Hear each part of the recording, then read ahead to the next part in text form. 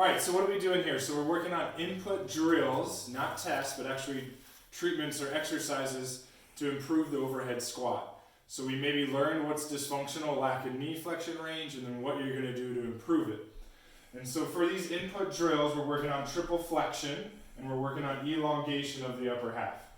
So we have, we call these heel drops. Knee is going to go over the toe. You're going to maintain that knee over toe alignment. You're going to slowly sit your body weight down onto that leg, trying to get your heel to touch without losing that forward knee migration. And we're going to do an eccentric isometric. 4 or 5 seconds down, lengthening the tissues. 4 or 5 second hold at the bottom, doing a prolonged hold at end ranges to mobilize and work on neural re-ed. Well, we got the chair here, we go right into the thoracic extension drill. So here what you're going to do is use any sort of elevated surface. Elbows are going to go on the chair, and you're going to bring your butt back towards your heels. The idea here is you're trying to lock out the lumbar spine, and you want to cue elongation. So I want to think about almost reaching with my elbows, and I want to cue extension. So I'm going to cue them to reach with their elbows and show their sternum to the chair. So I'm here, hands behind head, which will get a little lat elongation. I'm trying to show my sternum to the chair. I'm trying to reach my elbows out. Getting a lot of great active elongation of your spine there. Then, working on the shoulder elevation, is you can use a weight of any sort to help fixate your rib cage. I have a kettlebell here which works well. I'm going to hold that kettlebell there with my non-involved arm. I can take my involved arm into overhead positions, which now I've got my rib cage fixed, so it has to come from my shoulder.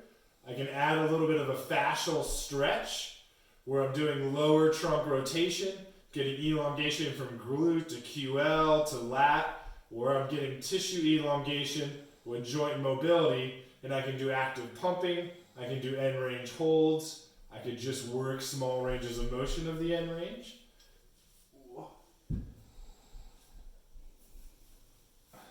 Hold on one sec.